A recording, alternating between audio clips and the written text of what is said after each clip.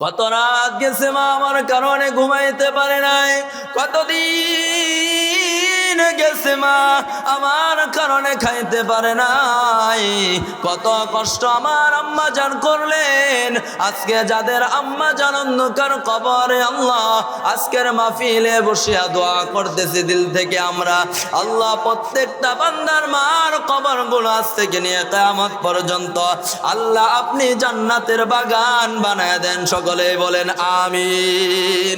ভাইরা আমার লক্ষ্য করে শুনুন, কথা বলার যেটা মাকসাদ, 3 নাম্বার হলো মা যেটা আমাদেরকে নিয়ে কষ্ট করেন। 1 নাম্বার হামালাতু উম্মুহু কুরহা, 2 নাম্বার হলো ওয়াদাআতহু কুরহা।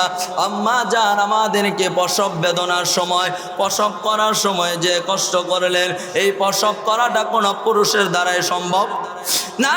না, মা কষ্ট করলেন প্রসব বেদনার। কত মা প্রসব করতে গিয়ে মারা গেল, কত মা প্রসব করতে গিয়ে অজ্ঞান হয়ে গেল। এখন তো সিস্টেম বের হয়েছে সিজারের, আগে তো এমন ছিল না। কত কষ্ট না জানি আমার আম্মা জান করেছে। আজকে যাদের আম্মা জান কবরে, আই মালিক মাকে আপনি মাফ করিয়া দেন। 3 নাম্বার কষ্ট হলো ওয়াদাআতহু কুরহা ওয়া হামলুহু ওয়া ফিসালুহু 30 শাহরা, 30টা মাস আম্মা আমাদের তিনার স্তনের দুধ খাওয়াইছেন। এটা কি কোনো পুরুষের দ্বারাই সম্ভব? বলেন, কোন পুরুষের দ্বারাই সম্ভব না। না, আম্মা জান 1 দিন 2 দিন নয়, 30টা মাস 2.5 বছর দুধ পান করালেন। কত কষ্ট করলেন।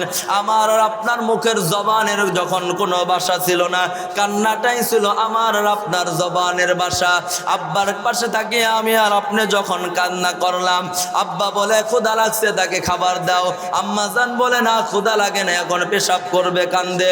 কারণ আম্মার দিলের সাথে আমার জবানের কান্নার সাথে এমন একটা তার আল্লাহ লাগিয়ে দিয়েছেন, যার কারণে যে ভাষাটা বোঝার জন্য দুনিয়াতে কারো ক্ষমতা নাই মা ছাড়া। ঠিক কিনা বলে মুসলমান রে মুমিন?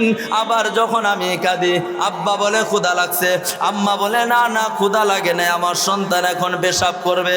আবার যখন কাঁদি, আব্বা বলে ক্ষুধা লাগছে, মা বলে ক্ষুধা লাগে নাই, এখন আমার সন্তানটা ঘুমাইতে চায়। এই তো মা আমার জবানের কান্নার ভাষা বুঝতো, দুনিয়ারাও কেউ বুঝতো না।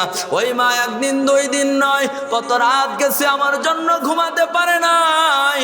আমি যখন চিল্লে রাতের বেলা কেঁদেছি, ঘুমন্ত অবস্থায় আম্মা জাগ্রত হইয়া তিনার স্তনের দুধ আমাকে পান করেছেন। আল্লাহ এমন একটা নিয়ামত আমার মাকে দিলেন, যে মায়ের কাছ থেকে আমি 30টা মাস দুধ পান করলাম। এই জন্যই আল্লাহ বলেছেন, নবী গো সাহাবীদেরকে বলে দেন, আপনার উম্মতদেরকে বলে দেন, আপনার উম্মতেরা যেন বাবার থেকে মাকে একটু বেশি ভালোবাসে। সুবহানাল্লাহ। এই জন্য বলতেছিলাম বাবারা, আল্লাহ 4টা নিয়ামত আমাদেরকে দিয়েছেন। 1 নম্বর নিয়ামত হলো বাইতুল্লাহ, যেটার দিকে মুহাম্মতের সাথে তাকালে আমল নামা নেকি হয়। 2 নম্বর হলো মা বাবা, মা বাবার দিকে মুহাব্বতের সাথে তাকালে কবুল হজের নেকি হয়। 3 নম্বর হলো উলামা ইকরাম, যারা ওয়ারিসে আম্বিয়া, যারা নবীজির ওয়ারিস। ইন্নাল উলামা ওয়ারাসাতুল আম্বিয়া, হক্কানি আলেমদের দিকে মুহাব্বতের সাথে তাকালে আমল নামায় আল্লাহ নেকি দান করেন। সুবহানাল্লাহ বলেন। যে কথা বলার মাকসাদ, 4 নম্বর হলো কোরআন। আল্লাহ পাক রব্বুল আলামিন কোরআনকে কেমন দামি বানালেন রে বাবা। এই কোরআনের দিকে যদি আমি আর আপনি মোহাব্বতের সাথে তাকাই, এই কোরআন পড়তে পারি না যদি আমি আর আপনি কারো পড়া শুনি, কোরআনকে মোহাব্বত করে পড়তে পারি না কিন্তু কোরআনকে চুমু খায়। আমার আর আপনার ঘরে আজকে টিপির জায়গা হয়, টিপিটা ময়লা হলে স্ত্রীকে বলে তাড়াতাড়ি টিপিটা মুছই, ময়লা হয়ে গেছে, দেখা যাইতেছে না, গোলা গোলা লাগতেছে। দামি একটা রুমাল দিয়া টিপি পরিষ্কার করি, ময়লা হলে চলে না, দৈনিক টিপি মুছা দেয়। এই টিপি কত মহাব্বত করে, দিনে হোক রাতে হোক একবার হলেও দেখি আমরা। কথা বলেন, ঠিক কিনা বলেন? কিন্তু কোরআন আমাদের ঘরে জায়গা হয় না। কোরআন যদি পুরাতন হয়ে যায়, আমরা ইমাম সাহেবকে ডেকে বলি, ইমাম সাহেব আমাদের ঘরে একটা পুরাতন কোরআন আছে, মসজিদে নিয়ে যান রাইখে দেন। আমরা কেমন কপাল পোড়া মুসলমান মুমিন, কোরআনকে ঘরে রাখতে চাই না, ঘরে জায়গা দেয় না। আজকে আমার ঘরে আমার সন্তানের জায়গা হয়, আমার ঘরে আমার স্ত্রীর জায়গা হয়, মা বাবার জায়গা হয়, টেলিভিশনের জায়গা হয়, কত কিছু সুকেস আলমারি, কত ফার্নিচার রাখার জায়গা হয়, কিন্তু কোরআন রাখার জায়গা হয় না। কারণ কোরআনের প্রতি আমাদের মহাব্বত নাই। অথচ আল্লাহর নবী, বিশ্ব নবী রাহমাতুল লিল আলামিন ফরমান, মানুষ মারা গেলে তার মা বাবা তার কবরে যাবে, তার মা বাবা কবরে যাবে না, স্ত্রী যাবে না, সন্তান আদি যাবে না। 2টা মিনিট যদি বলা হয় তোমার মা বাবা অথবা তোমার স্বামীকে নিয়ে, তোমার সন্তানকে পাশে নিয়ে কাউ স্বীকার করবে না, বলে তাড়াতাড়ি সরাও। কথা বলেন, ঠিক কিনা বলেন? ভাইয়েরা আমার, নবীজি ফরমান, কোরআনকে যদি কেউ মহাব্বত করে, কেউ যদি কোরআনকে পড়ে, কোরআনকে যদি কেউ ভালোবাসে, পড়তে পারে না। কিন্তু কোরআনকে ঘরে সুন্দর করে একটা জায়গায় রেখেছে, যে জায়গায় কোনো, যে ঘরে রুমের ভিতরে টিভি নাই অথবা রুমের ভিতরে কোনো ছবি নাই, সুন্দর করে কোরআনকে তাকের উপর রেখেছে। মাঝে মাঝে কোরআনটা নিয়ে চুমু খায়, মাঝে মাঝে কোরআনটা বুকে জড়ায়, মাঝে মাঝে কোরআনের গিলাফটা ধুয়ে পরিষ্কার করে আবার সুন্দর করে রাখে দেয়। এরে মুমিন মুসলমান, লক্ষ্য করে শুনুন, এমন যদি আমার আপনার আমল হয়, আল্লাহর নবী বিশ্ব নবী রাহমাতুল লিল আলামিন ফরমান, কোরআনকে মহব্বত করার কারণেও অনেক আল্লাহর বান্দা কবরে যাওয়ার পরও তাদের নাজাতের ব্যবস্থা হয়েছে। সুবহানাল্লাহ বলে। আল্লাহর গোলাম কোরআন পড়তে পারে না, কোরআনকে মহব্বত করে সারাদিন বঙ্গলে কাটকাটে আসিয়া, দিন শেষে আসিয়া যখন রাত্রে ঘুমাবে, রাত্রে যখন শুয়ে পড়বে, স্ত্রী ঘুমায় যায়, সন্তান আদিগুলো ঘুমায় যায়, ওই আল্লাহর বান্দা ঘুমায় না। তার থেকে কোরআনটা পারিয়া রেহালের ভিতরে রাখিয়া কোরআনটাকে একবার চুমু খায়, একবার চোখে লাগায়, একবার বুকে জড়াইয়া ঝরঝর করে চোখের পানি ফেলে কান্দে। আল্লাহর বান্দা হলো মূর্খ শুনক মানুষ। আল্লাহর বান্দা বলে, মাবুদ আমি মূর্খ শুনক মানুষ, আমি কোরআন পড়তে পারি না, কোরআন শেখারও তেমন ব্যবস্থা নাই, কিন্তু কোরআনকে আমি মহব্বত করি। আমি মূর্খ মানুষ, সকালে কাঠ কাটতে যাই, আবার কাঠগুলো বিক্রি করিয়া বিকেলে বাড়িতে বাজার করে নিয়ে আসি, চাউল ডাউল যা লাগে সব কিছু নিয়ে আসি, নামাজ কালাম পড়ে, কিন্তু কোরআন পড়তে পারি না, মহব্বত করি। কোরআনটা যখন বিছাইয়া দেয় তখন বলে, এটা আল্লাহ তাআলার কালাম, এর ভিতরে যা আছে সব এর ভিতরে সত্য। এই কথা বলিয়া চোখের পানি ফেলে ঝরঝর করে কাঁদে, চোখের পানিগুলো কোরআনের ভিতরে পড়ে আবার সুন্দর করে সে মুছে দেয়। আরে মুসলমান ইমানদার, এইভাবে চলতে চলতে দীর্ঘদিন হয়ে গেল। হঠাৎ ওই কাঠুরিয়াটা অসুস্থ হয়ে কিছুদিন পরে মারা গেল। রাত্রির বেলা মারা গিয়েছে, কে তাকে ধোয়াবে? কেউ তো ধোয়াতে পারে না, সকলেই মূর্খ। সন্তানেরাও তো দিন বুঝে না, দিন মানে না, তার স্ত্রীও তো তেমন ভালো করে বুঝে না, তার আত্মীয় স্বজন এলাকার ভিত্তে দিনদার তেমন নাই। আগের যুগে এলাকার ভিত্তে তেমন দিনদার লোকও ছিল না। ভাইয়েরা আমার, লক্ষ্য করে শুনুন, রাত্রির বেলায় এক বুজুর্গ, জামানার সবচেয়ে বড় ওলি, যখন রাত্রিবেলা তাহাজ্জুদ নামাজ পড়ে একটু নিদ্রা তন্দ্রা ভাব আসলো, চক্ষুটা বন্ধ করে আছে, এমন সময় আল্লাহ কুদরতি ভাবে ইলহাম করে বুজুর্গকে বলে, এ আল্লাহর গোলাম, আর দেরি করিস না, ফজরের নামাজ পড়িয়া অমুক এলাকায় অমুক গ্রামের ভিতরে জঙ্গলের পাশে একটা কাঠুরিয়ার বাড়ি আছে, যাই দেখবি ওই কাঠুরিয়া ইন্তেকাল করেছে, তার দোয়ানোর ব্যবস্থা নাই, লাশটা দৌত করে কাফন পরাইয়া জানাজা নামাজ কমপ্লিট করাইয়া কবরস্থ করিয়া এরপরে তুমি বাড়িতে আসবা। আল্লাহর ওলি ফজরের নামাজ কমপ্লিট করিয়া আর দেরি করে নাই, দৌড়ে চলে গেছে ওই কাঠুরিয়ার বাড়িতে। কাঠুরিয়াকে দৌত করিয়া কাপন পরাইয়া জানাজা কমপ্লিট করার পর যখন বুজুর্গ চলে আসবে, এমন সময় পর্দার অন্তরাল থেকে তার সন্তানদেরকে আগে বলল, তোমাদের আব্বা কি আমল করত? সন্তানেরা বলে, আমরা জানি না, আমার মাকে জিজ্ঞাসা করেন, মা বলতে পারবে। পর্দার অন্তরাল থেকে যখন মাকে সালাম দিয়া বলল, মা আপনার স্বামী কি আমল করত? বলেন স্বামীর কথা শোনার পর স্ত্রী বলে, ও বুজুর্গ বাবাজি, আমার স্বামী তেমন কোনো আমল করতো না, মূর্খ অসংখ্য মানুষ, সে নামাজ কালাম পড়তো আর বাকি কোনো ইবাদত করতো না। আমিও তো মূর্খ, আমিও তো কিছু পড়তে পারি না, জানি না। তবে আমার স্বামীকে দেখতাম রাত্রির বেলায় মাঝে মাঝে ওই তাক থেকে একটা মোটা বই বার করিয়া একটা কাঠের টুকরার ভিতরে রাখিয়া সে এই কথা বলতো আর চোখের পানি ফেলে ফেলে কাঁদতো, বুকে জড়াইতো, চুমু খাইতো আর চোখের ভিতরে জড়ায় নিত আর বলতো, মালিক এটা তোমার কালাম, এটা দুনিয়ার ভিতরে সবচেয়ে দামি কালাম, এটা তোমার জবানের ভাষা, এখানে যা আছে সব সত্য, মিথ্যার কোনো অবকাশ এর ভিতরে নাই।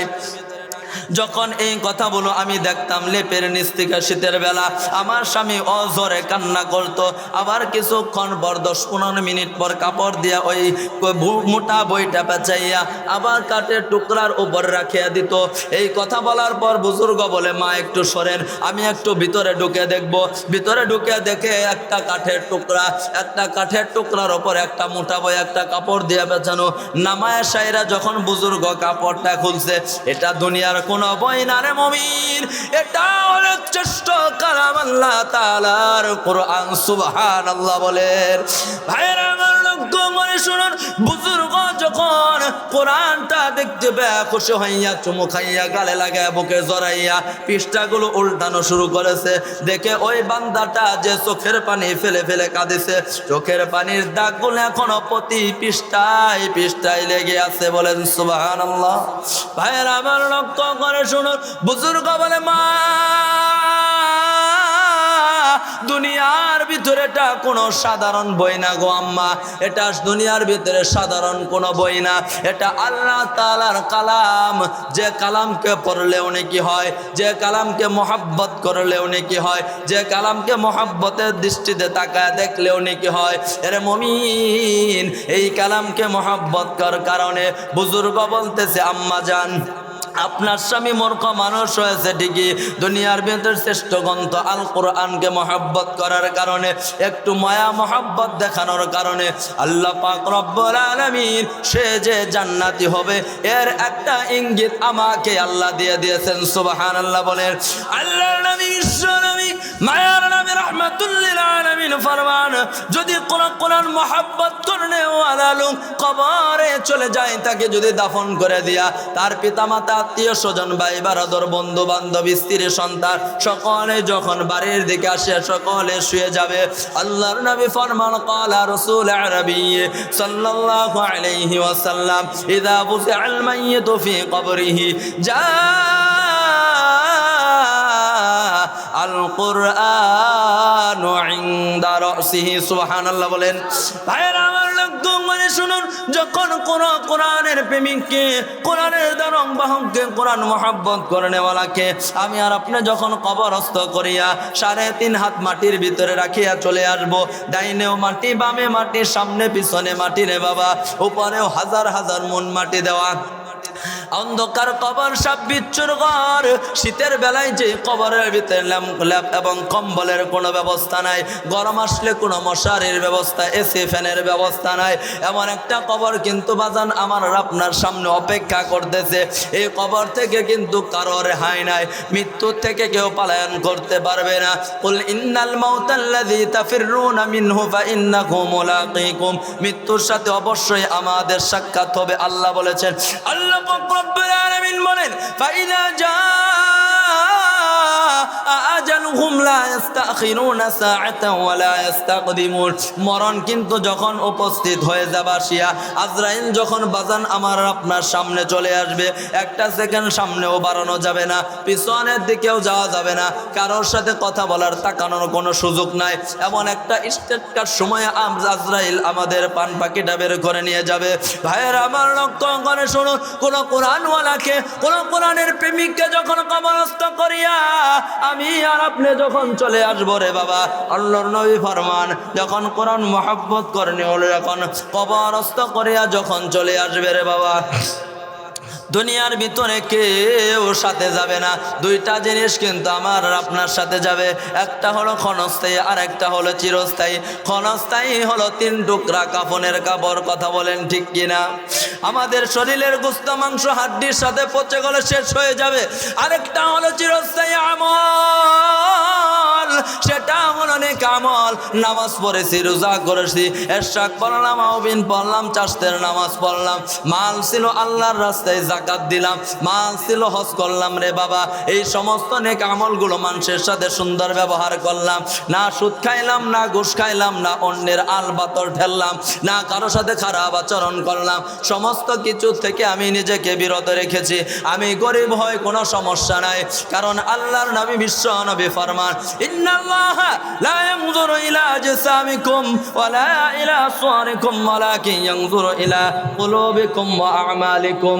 আল্লাহ পাক রব্বুল আলামিনের নবীজি ফরমান, আল্লাহর নবীজি হাদিস শরীফে ফরমান, আল্লাহ কারো সৌন্দর্য দেখবে না, কারো চেহারা দেখবে না, কে কত টাকার মালিক ছিল এমন কিছু দেখবে না।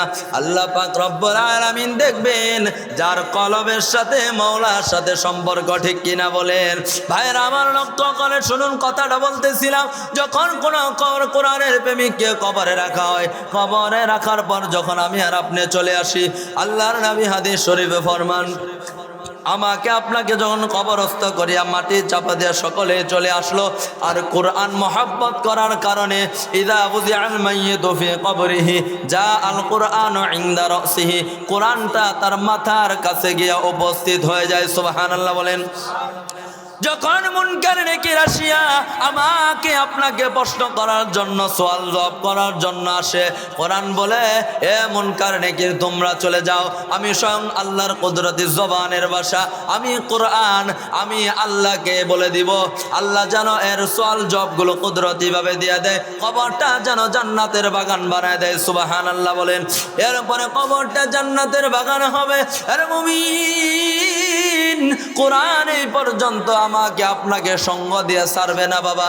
হাসরের ময়দানে যখন কোরআন আমি উঠবো, কোরআনও আমার সাথে থেকে বলবে, ওগো দয়ার মালিক, মাদ্রাসাকে মহব্বত করেছে, ছাত্রদেরকে, তালবে ইলম ভাইদেরকে মহব্বত করেছে, কোরআনের দানক বাহকদেরকে মহব্বত করেছে, কোরআন পড়তে পারে নাই কিন্তু কোরআন সে মহব্বত করেছে।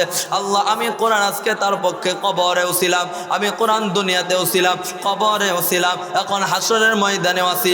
আল্লাহ, এই জন্য নবীজি হাদিস শরীফে ফরমান, আল কুরআনু হুজ্জাতুল লাকা আও আলাইক, কোরআন অনেকের পক্ষে হাসরের ময়দানে আল্লাহর সাথে লড়বে জান্নাতে পৌঁছানোর জন্য। আবার যারা কোরআনকে অবমাননা করে, কোরআন যারা ফেলে দেয়, কোরআন যারা ঘর থেকে বাহির করে দেয়, কোরআনের দানক বাহককে, মাদ্রাসাকে যারা মহব্বত করে না, ক্রিটিসাইজ করে, বলে মাদ্রাসায় পড়ে মোল্লায়রা কি করব, আছে না নাই?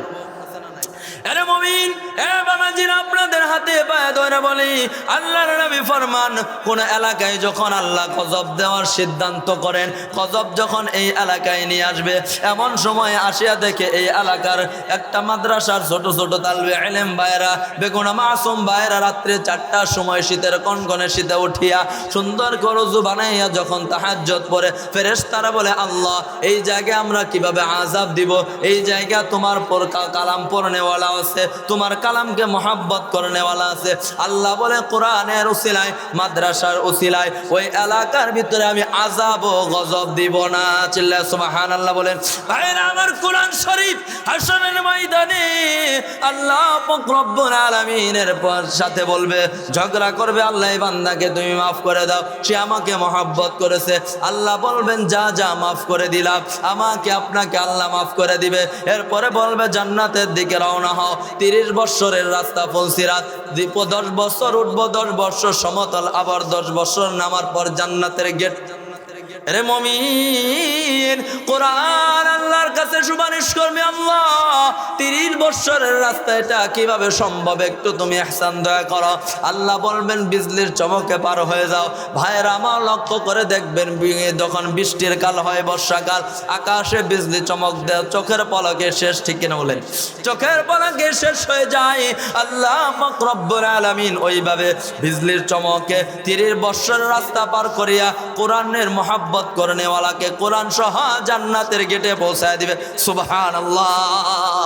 ভাইরা আমার, এরপরে কোরআন আল্লাহ পাক রব্বুল আলামিন কোরআনের প্রেমিককে বলবে ওয়ায়াদখুলুল জান্নাতা বিগাইরি হিসাব, বিনা হিসাবে জান্নাতের ভিতরে ঢুকে যাও। যখন কোরআনের প্রেমিক জান্নাতে ঢুকবে, কোরআন বলবে ভাই তুমি দাঁড়াও, আমি ওয়াদা করেছিলাম আমাকে যারা মহব্বত করবে, আল্লাহ বলেছেন, নবীজিও বলেছেন, তাদেরকে আমি কোরআন কবরের জিন্দেগি দুনিয়াতেও বরকতময় একটা জীবনে রাখবো, কবরেও তাদের সাথী হব, হাসরেও তাদের সাথী হব, পুনসিরাতেও তাদের সাথী হব, জান্নাতের গেট পর্যন্ত আমি থাকবো। ভাই আমার ওয়াদা ঠিক আছে নি?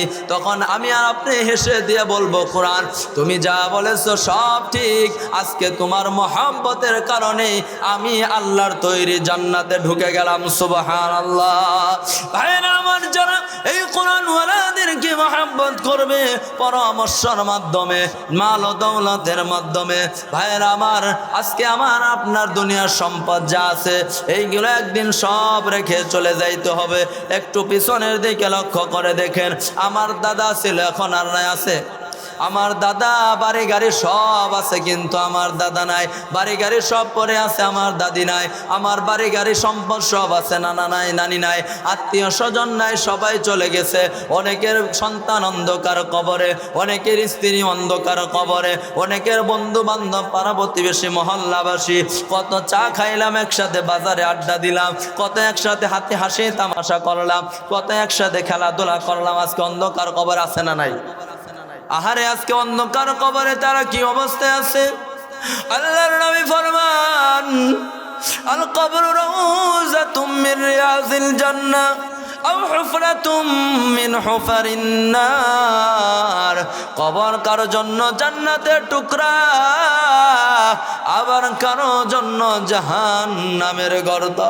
আল্লাহ পাক রব্বুল আলামিন একটা দুইটা নয়, 104 খানা কিতাব আল্লাহ নাজিল করেছেন।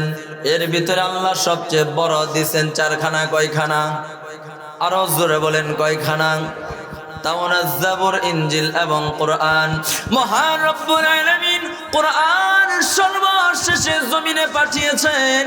বিশ্ব নবী, মায়ার নবী, রাহমাতুল লিল আলামিনের উপর আল্লাহ কোরআন নাজিল করলেন।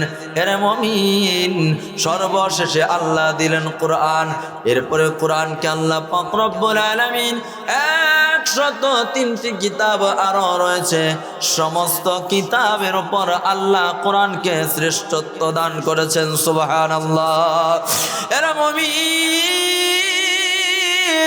এ পর্দার অন্তরালের মারা, আল্লাহ পাক রব্বুল আলামিন কোরআনকে কেমন দামি বানিয়েছেন। এই কোরআনের সাথে যদি কেউ সম্পর্ক লাগায়, এই কোরআনের সাথে যদি কেউ মহব্বত লাগায়, এরা মুসলমান ইমানদার, এরা মুমিন। আল্লাহ পাক রব্বুল আলামিনের কালাম কোরআন। কোরআন হলো আল্লাহ জবানি কুদরতি ভাষা। হযরত আলী রাদিয়াল্লাহু তাআলা আনহু বলেন, এর পৃথিবীর মানুষ মুসা কালিমুল্লাহ আলাইহি ওয়াসাল্লাম, তিনি তুর পাহাড়ে গিয়ে আল্লাহ তাআলার সাথে কথা বলেছেন। ঠিক কিনা বলেন? আল্লাহর নবী বিশ্ব নবী রাহমাতুল লিল আলামিন বলেন, হযরত আলী রাদিয়াল্লাহু তাআলা আনহু ফরমান, কোরআন এমন একটি কিতাব, এমন একটি কিতাব, কোন আল্লাহর বান্দা অথবা বান্দি যদি আল্লাহর সাথে ডাইরেক্ট কথা বলতে চায়, পাক ও পবিত্র অবস্থায় ওযু বানাইয়া কেউ যদি কোরআন পড়া শুরু করে দেয়, আলী রাদিয়াল্লাহু তাআলা আনহু বলেন, স্বয়ং আল্লাহর সাথে সে কথা বলা শুরু করে দেয়। সুবহানাল্লাহ বলেন। ভাইরা আমার, লক্ষ্য করে শুনুন, মহান রব্বুল আলামিনের কালাম কত দামি। আল্লাহ পাক রব্বুল আলামিন কোরআনকে কত দামি বানালেন। দুনিয়ার ভিতরে সবচেয়ে শ্রেষ্ঠ গ্রন্থ আমাদেরকে আল্লাহ দিলেন। দুনিয়ার ভিতরে সবচেয়ে শ্রেষ্ঠ নবীর উম্মত আমাদেরকে বানালেন। আল্লাহ পাক রব্বুল আলামিনের কালাম হলো কোরআন। এই কোরআনের সাথে যারা মহব্বত লাগাবে, যারা এই কোরআনের সংস্রবে থাকবে, কোরআনের সাথে যারা মিশে থাকবে, তারা কেমন দামি হবে। বাবারা, লক্ষ্য করে শুনুন, আমি আপনাদের সামনে 2টা এক্সাম্পল, উপমা পেশ করব। এর ভিতরে 1 নাম্বারটা হলো, কোরআনের সাথে যে কাঠটা মিশে থাকে সে কাঠের নাম আমরা কি বলি? আরো জোরে বলেন। এর মুসলমান ইমানদার, আমার, এই সামান্য একটা টুকরা কাঠের, যে কাঠকে আমরা রেহাল বলি, দুনিয়ার ভিতরে কাঠটা বেশি দামি কোনো কাঠ নয়, সবচেয়ে নর্মাল পজিশনের কাঠ। এই কাঠ দিয়ে কিন্তু আমরা ঘর বানাই না, বিল্ডিং এর কোনো কাজেও লাগে না, এই কাঠ দিয়ে আমরা কোনো ব্যক্তিগত কাজও করি না, কারণ রেহাল যেটা বানাই এটা নর্মাল পজিশনের একটা কাঠ। ভাইয়েরা আমার লক্ষ্য করে শোনো, আরে মুমিন, এই নর্মাল পজিশনের কাঠটা যদি কোরআনের সাথে সম্পর্ক লাগার কারণে এই কাঠটাকে আমরা কত ইজ্জত করি, কত মহাব্বত করি, কত ভালোবাসি। বাবার লক্ষ্য করে শুনুন, এই কাঠটার হালটা যদি কাঠের টুকরাটা আমার আর আপনার পায়ের ভিতরে ভুলে কখনো লেগে যায়, সাথে সাথে আমরা এটাকে সেলাম করি, ঠিক কিনা বলেন? এটাকে সেলাম করি, চুমো খায়, চোখে লাগায়, মাথায় নেই। এর মুমিন, কাঠটাকে আমরা কত ভালোবাসি, কত ভালোবাসি। এই কাঠটাকে আমরা যেথায় সেথায় রেহালকে রেখে দেই না। কোরআন যেখানে থাকে রে বাবা, ওই জায়গায় কিন্তু আমরা কোরআনের নিচে কাঠটাকে রাখি। কথা বলেন ঠিক কিনা? ভাইয়েরা আমার আরো লক্ষ্য করে বোঝেন, যে কোরআন শরীফটা আমরা একটা কাপড় দিয়ে পেঁচিয়ে রাখি, সেই কাপড়ের নামটা কি? গিলাফ বলা হয়। কি বলি আমরা? গিলাফ। এই কাপড় কিন্তু নরমাল কাপড়, দামি কোনো কাপড় না। লক্ষ টাকা দিয়ে এই কাপড়কে কিনতে হয় না, একদম কাপড় যাচাই করা একটা কাপড়, যেটা একটা পাঞ্জাবি বানানোর পদে অতিরিক্ত থাকলেও এই গিলাফ বানানোর কাপড় থেকে যায়। ভাইয়েরা আমার লক্ষ্য করে শুনুন, এই সামান্য নরমাল পজিশনের কাপড়, যে কাপড় দিয়ে আমরা কোরআনকে পেঁচিয়ে রাখি, মহাব্বতের সাথে রাখি, এই কাপড় যদি কখনো ময়লা হয়ে যায় আমরা ধৌত করে দেই। ধোয়ার সময় যদি আমার হাত থেকে পড়ে যায় অথবা যদি আমার পায়ে লেগে যায়, সাথে সাথে এই কাঠটা নিয়ে, এই কাপড়টা নিয়ে আমরা চুমু খাই, বুকে লাগাই, অথবা শুকাতে দিয়েছি রোদের ভিতরে, ভুল ক্রমে এটা যে দেখি পড়ে আছে, এটাকে নিয়ে আমরা চুমু খাই। এর মুমিন, এ পদ্মার অন্তরালের মারা, এক টুকটা যদি কাপড়ের দাম কোরআনের সাথে লাগার কারণে আমাদের কাছে ইজ্জত বেড়ে যায়, এক টুকরা কাঠের যদি আমার কোরআনের সাথে লাগার কারণে আমার আপনার কাছে এত ইজ্জত বেড়ে যায়, এত দাম বেড়ে যায় রে বাবা, তাহলে এই কোরআনের সাথে যারা শ্রেষ্ঠ ইনসান, মানব দানব আমাদের আল্লাহ বানালেন, শ্রেষ্ঠ নবীন, শ্রেষ্ঠ উম্মত বানালেন, সকল পয়গম্বরদের ভিতরে আমাদেরকে শ্রেষ্ঠ উম্মত বানালেন। এরা মুসলমান মুমিন ভালো করে লক্ষ্য করে বলুন, মুসা কালিমুল্লাহ আলাইহি ওয়াসাল্লাম আল্লাহ পাক রব্বুল আলামিনকে বলতেছে, ও দয়ার মালিক, আমাকে আপনি শেষ নবী আপনার বন্ধু মুহাম্মদুর রাসূলুল্লাহ চিল্লায় সাল্লাল্লাহু আলাইহি ওয়াসাল্লাম বলেন, সাল্লাল্লাহু আলাইহি ওয়াসাল্লাম শ্রেষ্ঠ নবীর উম্মত আমাকে বানান। আল্লাহ পাক রব্বুল আলামিন বলেন, মুসা, না না, তোমাকে শ্রেষ্ঠ নবীর উম্মত বানানো যাবে না, তুমি তো অনেক আগেই দুনিয়াতে আগমন করেছ, তোমাকে তুমি আল্লাহ নবুয়ত দান করেছি। আল্লাহ পাক রব্বুল আলামিনের কাছে মুসা কালিমুল্লাহ দোয়া করে, ওগো মাবুদ, আমাকে শ্রেষ্ঠ নবীর উম্মতদেরকে দেখান। আল্লাহ পাক রব্বুল আলামিন বলেন, না না ও মুসা, তোমাকে তাদেরকে দেখানো যাবে না। আল্লাহর কাছে মুসা কালিমুল্লাহ দোয়া করে, মাবুদ গো, তাহলে শ্রেষ্ঠ নবীর উম্মতদের একটু কথা আমাকে শোনায় দেন। আল্লাহ পাক রব্বুল আলামিন বলে, ওগো মুসা আমার পয়গম্বর, ওগো কালিমুল্লাহ, তাহলে তুমি শুনে নাও শেষ নবীর উম্মতরা আমাকে কিভাবে ডাকে। মুসা কালিমুল্লাহ শুনতেছিল আর আমরা বলতেছিলাম, আল্লাহুম্মা লাব্বাইক, اللهم لبيك لا شريك لك لبيك إن الحمد والنعمة لك والملك لا شريك لك। এইভাবে যখন আমি আর আপনি ডাকতেছিলাম বাবারা, মুসা কালিমুল্লাহ শুনতেছিল। আল্লাহ পাকের কাছে সিজদায় পড়ে মুসা কালিমুল্লাহ বলে, ওগো দয়ার মালিক, এত সুন্দর করে, এত সুন্দর ভাষায় আপনাকে ডাকতে পারে আমি আগে কোনোদিন শুনি না। নাই। ও গো আল্লাহ, এত সুন্দর করে মানুষ তোমাকে কিভাবে ডাকে, ওই উম্মত গুলা না জানি কত ভালো হবে, তাদের হায়াত না জানি কত সুন্দর হবে, তারা শ্রেষ্ঠ কোরআন পাবে, তারা শ্রেষ্ঠ নবী পাবে।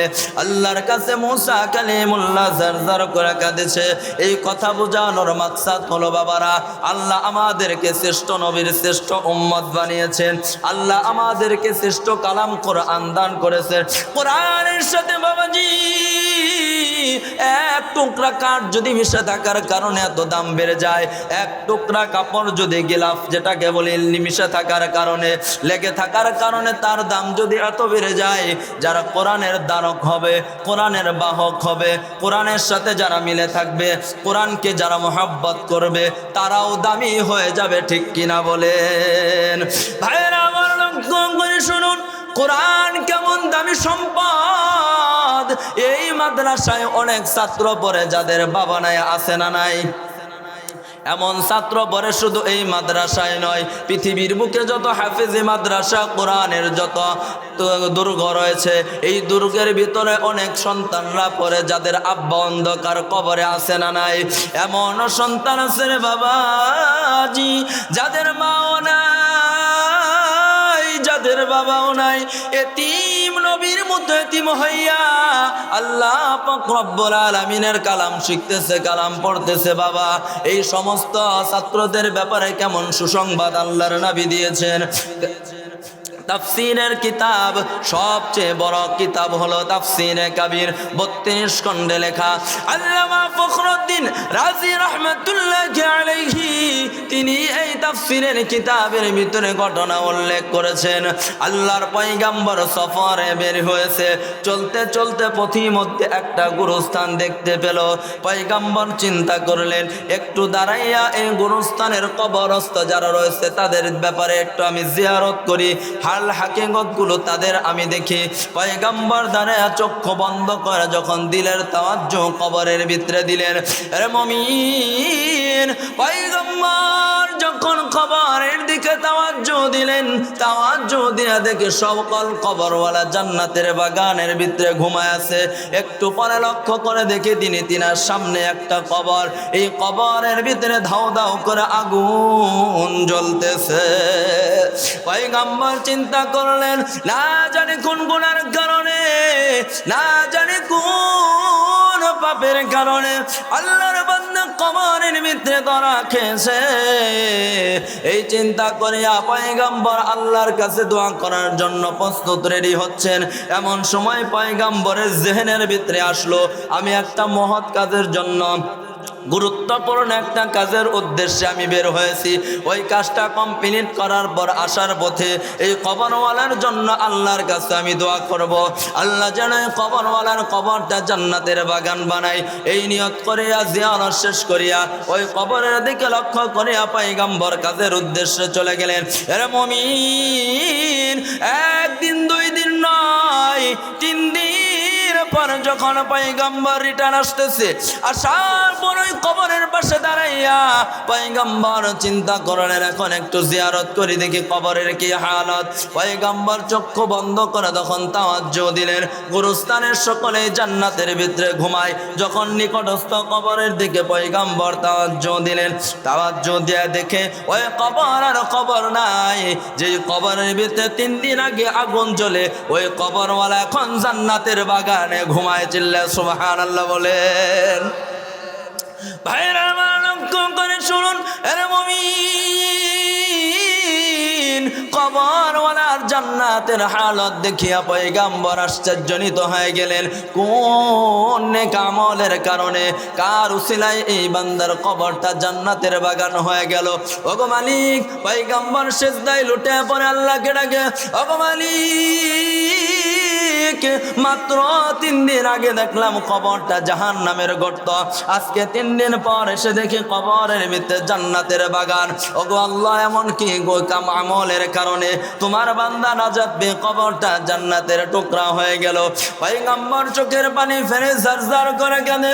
আল্লাহ পাক রব্বুল আলামিন পয়গম্বরকে জানা দেয়, ও পয়গম্বর, চিন্তা করিও না, মাথা উঠাও, আমি তোমাকে সত্য ঘটনা সঠিকভাবে ভাবে বলতেছি। পয়গম্বর আলাইহি ওয়াসাল্লাম মাথা উঠালেন, মাথা ওঠানোর পর যখন স্থির হয়ে পয়গম্বর বসলেন, আল্লাহ পাক রব্বুল আলামিন বলেন, ওগো পয়গম্বর, টেনশনের কোনো কারণ নাই, চিন্তার কোনো কারণ নাই। এই গোলামটা দুনিয়ার ভিতরে বিবাহ বন্ধনে আবদ্ধ হয়ে গেল। আবদ্ধ হওয়ার পর কিছুদিন যাওয়ার পর, বছর পেরিয়ে যখন সময় হয়ে গেল, তাদের স্বামী স্ত্রীর মিলনের মাধ্যমে আল্লাহ তাকে দুনিয়াতে একটা নেক সন্তান দিয়েছিলাম। সন্তানটার বয়স যখন কিছুদিন অতিক্রম হয়ে গেল, এই বান্দার হায়াত শেষ হয়ে গেল, তাকে কবরস্থ করে দিল তার আত্মীয় স্বজনেরা। তার কবরের ভিতরে কেন আগুন জ্বলে জানেন পয়গম্বর? তার কবরের ভিতরে আগুন জ্বলার কারণ হলো সে নামাজ পড়তো না ঠিক মতে, আমার হুকুম মানতো না, রোজা রাখতো না, যাকাত দিত না। তার গুনার কারণে আমি কবরের ভিতরে আযাব দিয়েছি। এখন তোমার প্রশ্ন হতে পারে, তার কবরটা কিভাবে জান্নাতের টুকরা হয়ে গেল? পয়গম্বর তুমি লক্ষ্য করে শোনো, ওই যে আল্লাহর বান্দা তার দুনিয়াতের ভিতরে একটা ছেলে সন্তান রেখে এসেছে। এই ছেলে সন্তানটা তার স্ত্রীর লালন পালন করে, অন্যের বাড়িতে কাজ করিয়া কষ্ট করিয়া খানা দানা খাইয়া কিছু টাকা বাঁচাইয়া তাকে লালন পালন করে, তার খাবারের ব্যবস্থা করে। রে মুমিন মুসলমান ইমানদার, এই সন্তানটার বয়স যখন পয়গম্বর আল্লাহ বলে 7 থেকে 8 বছর উপনীত হয়ে গেল, মার দিলের ভিতরে আসলো আল্লাহ, জমিনের ভিতরে আমার স্বামী চলে কবরস্থ হয়ে গেছে, এমন একটা দিন আসবে আমিও কবরস্থ হয়ে যাব। ওগো পর্দার অন্তরালের মারা লক্ষ্য করে শুনুন, ওগো বাবারা দিনের কান দিয়ে শুনুন, ঘটনাটি লক্ষ্য করে শুনুন। মা চিন্তা করতেছে আমিও এক সময় কবরস্থ হয়ে যাব, আমিও কবরের দেশে বাসিন্দা হয়ে যাব। আমার ছেলে যদি কোরআনে হাফেজ হয়, আমার ছেলে যদি আলেম হয়, মুফতি হয়, কমপক্ষে আমার কলিজার টুকরা সন্তান আমার জানাজা নামাজ আদায় করবে, আমার জন্য আল্লাহর কাছে দোয়া করে আজার জার করে চোখের পানি ফেলে কাঁদবে। ভালো করে বুঝবেন রে বাবাজি, এই নিয়ত করিয়া সন্তান যখন 7-8 বছর হয়ে গেল, মাদ্রাসায় আসিয়া মা ভর্তি করে দিল। ভর্তি করা যখন কমপ্লিট হয়ে মা যখন বাড়ির উদ্দেশ্যে রওনা হয়ে গেল, উস্তাদজি ডেকে বলে, আম্মা যান একটু শুনে যান, আগামী বুধবারের দিন ধরে নেন ক্লাস শুরু হবে, ওই দিন তাকে সন্তানকে নিয়ে আসবেন, মাদ্রাসায় দিয়ে যাবেন। মা উস্তাদের কথা শুনিয়া বাড়ির দিকে রওনা হয়ে গেল। বাবা রওনা হওয়ার পর যখন 2-1 দিন পরে বুধবার শুরু হয়ে গেল, সকাল সকাল সন্তানকে গোসল করাইয়া, পাঞ্জাবি পায়জামা টুপি পরাইয়া, কাপড় চোপড় পরাইয়া মাদ্রাসার উদ্দেশ্যে নিয়ে আসলো। মাদ্রাসায় যখন ভর্তি করে ক্লাসরুমে তাকে পাঠিয়ে দিল। ক্লাসরুমে পাঠানোর পর বাবাজিরা উস্তাদ যখন সবক দেওয়া শুরু করলো, উস্তাদজি যখন সবক দেয়, সবকের এক পর্যায়ে যখন উস্তাদজি বলল, বাবারা তোমরাও বলো বিসমিল্লাহির রহমানির রহিম। পয়গম্বরকে আল্লাহ বলতেছে, পয়গম্বর ওই যে দুনিয়ার ভিতরে একটা মাসুম বাচ্চা আমার বান্দা রেখে আসছিল, আজকে মাদ্রাসায় ভর্তি হয়ে হেফজখানায় ভর্তি হইয়া আজকে প্রথম সবক তার উস্তাদ তাকে দিয়েছে। ওই বান্দা মাসুম বান্দার জবান দিয়ে আমার 2টা কুদরতি নাম উচ্চারণ হয়েছে, যে নামের বদলতে আমি তার বাবার কবরটা জান্নাতের বাগান বানিয়ে দিয়েছি। সুবহানাল্লাহ। এর মুমিন পয়গম্বর আলাইহি ওয়াসাল্লাম আরো পেরেশান হইয়া বলে, ওগো মাবুদ, এমন কি 2টা নাম তোমার বান্দা উচ্চারণ করার কারণে তার বাবার কবরটা জান্নাতের বাগান হয়ে গেল? আমাকে ওই 2টা নাম আল্লাহ শিখায় দেন, আমি ওই 2টা নাম ধরে আপনাকে বেশি বেশি ডাকবো, আমি আপনার সাথে প্রেম বিনিময় করব। পয়গম্বর এই কথা বলে যখন আল্লাহর কাছে রুনাজারি শুরু করলেন, আল্লাহ পাক রব্বুল আলামিন পয়গম্বরকে বলতেছে, পয়গম্বর তাহলে তুমি শুনে নাও, দুনিয়ার ভিতরে যখন ওই বান্দাটা আমার 2টা নাম উচ্চারণ করছে, কি নাম জানোনি? সবক দেওয়ার আগে যখন ওই আমার মাসুম বান্দা পড়লো বিসমিল্লাহির রহমানির রহিম, আমার রহমান নাম, আমার রহিম নাম যখন উচ্চারণ করেছে, এর মুসলমান ইমানদার ভালো করে বুঝবেন, ইলম হলো 2 প্রকার। এক প্রকার ইলম হলো জাগতিক শিক্ষা, আরেক প্রকার ইলম হলো হলো উখরবি শিক্ষা, এক প্রকার ইলম হলো যেটা স্কুলে পড়ানো হয়, হাই স্কুলে পড়ানো হয়, কিন্ডারগার্টেনে পড়ানো হয়, যেটা স্কুল ভার্সিটি কলেজে পড়ানো হয়, জাগতিক শিক্ষা, যে জ্ঞান দ্বারা দুনিয়াতেই উপকৃত হয়, পরকালে নয়। ঠিক কিনা বলেন? আরেক প্রকার জ্ঞান হলো উখরবি শিক্ষা, কোরআনের জ্ঞান। মুসলমান এর মুমিন, এ পর্দার অন্তরালের মুমিনাত, আরেক প্রকার জ্ঞান হলো আখিরাতের জ্ঞান, কোরআনের জ্ঞান, হাদিসের জ্ঞান। এই জ্ঞান যারা অর্জন করার জন্য ঘর থেকে বের হয়, মায়ার নবী রাহমাতুল লিল আলামিন হাদিস শরীফে ফরমান, من سلك طريقا يلتمس فيه علما سهل الله له به طريقا إلى الجنة। যারা কোরআনের জ্ঞান অর্জন করার জন্য ঘর থেকে বের হয়, যারা হাদিসের জ্ঞান অর্জন করার জন্য বের হয়, আল্লাহ পাক রব্বুল আলামিন বলেন ওই সমস্ত বান্দা বান্দির জন্য আমি জান্নাতের রাস্তাকে সহজ করে দেই। সুবহানাল্লাহ। এরা মুসলমান ইমানদার, আমার সন্তান ডাক্তার হবে, ইঞ্জিনিয়ার হবে, জাহাজের নাবিক হবে, বিমানের পাইলট হবে, অথবা কোনো ম্যানেজমেন্টের দায়িত্ব পালন করবে, প্রফেসর হবে, বড় মাস্টার হবে, আফসোস নাই। তবে আমার ছেলেকে কোমল হৃদয়ের ভিতরে, আমার ছেলে হোক মেয়ে হোক, নুরানি কিন্ডারগার্টেনে পড়াইয়া 3 পর্যন্ত যদি আমি আর আপনি আমার সন্তানকে পড়াতে পারি, তাহলে কোরআনের সহি পড়া শিখবে, হাদিসের সহি জ্ঞান শিখবে। ওই সন্তান দ্বারা কোনোদিন আল্লাহর রসুলের আক্রান্ত, হুকুম আক্রান্ত হবে না। ওই জ্ঞান দ্বারা সে আখিরাতকে চিনবে, আল্লাহকে চিনবে। সে যত বড়ই বাংলা শিক্ষিত হোক, আল্লাহকে সে ভুলবে না। এরা মুসলমান ইমানদার, যে কথা বলতেছিলাম, কোরআন হলো সবচেয়ে বড় দামি সম্পদ।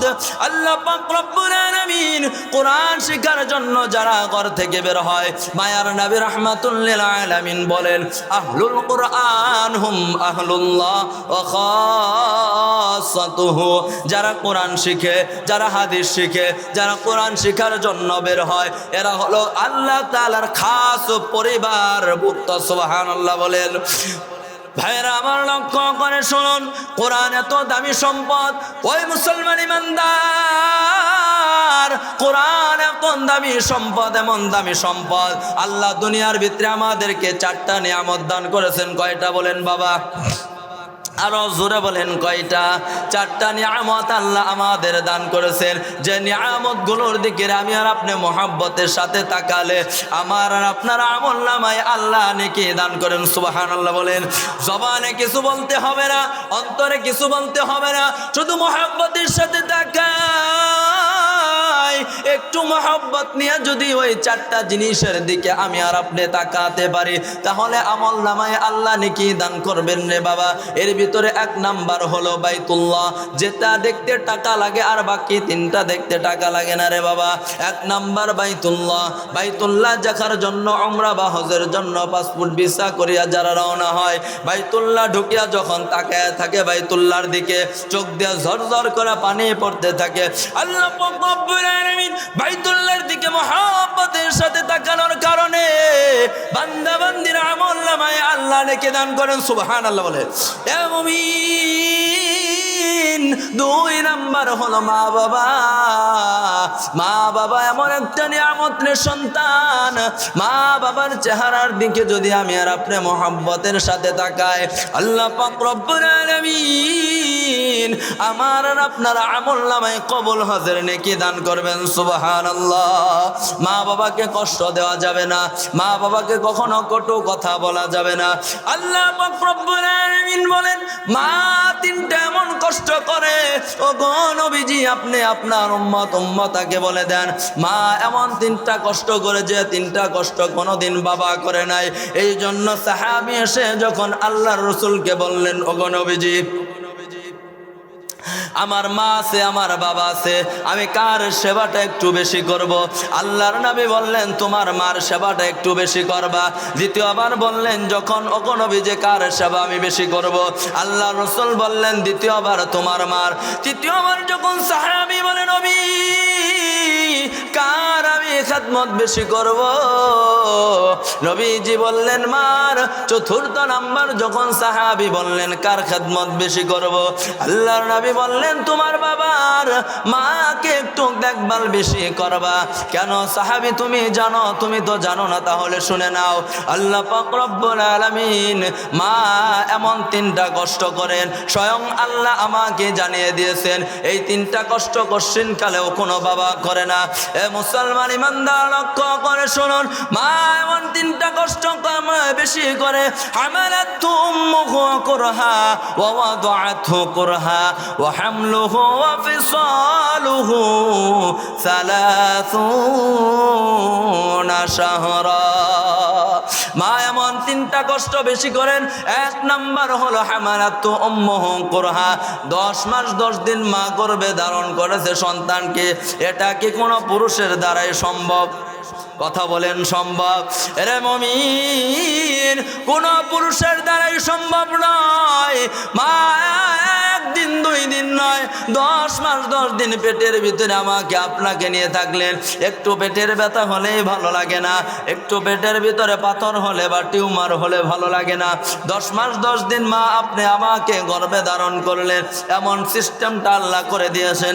দিন যত বেড়েছে আমি আর আপনি আমার গর্ভের ভিতরে তত বড় হয়েছে। এই জন্য ভাইয়েরা আমার, কে কে কত দান করবেন আল্লাহর ঘরে? মাদ্রাসায় ছাত্রদের, এতিম ছাত্রদের লেখাপড়ার সহায়ার্থে আপনি এই মাদ্রাসায় দান করলে 2টা লাভ হবে। একটা, মাদ্রাসার সন্তানেরা কোরআন শিখবে, কোরআন পড়বে, তারা পড়িয়া যা সওয়াব অর্জন করবে, এখান থেকে একটা নেকি আপনার আমলনামায় যোগ হবে। সুবহানাল্লাহ বলেন। এই তো যারা হাফেজ হবে, আলেম হবে, তাদেরও ছাত্র হবে, তাদেরও ছাত্র হবে। এইভাবে ছাত্র হতেই থাকবে। তারা যত ছাত্র গড়াবে আর নেক আমল করবে, শত ছাত্রর আমলগুলো আমার আপনার আমলনামায় এসে যোগ হবে। সুবহানাল্লাহ বলেন। আছেন ভাই কেউ মাদ্রাসার সহযোগীর জন্য? হ্যাঁ, 5,000, 2,000, 3,000, 1,000 দান করবেন? আছেন ভাই কেউ? বলতে পারেন।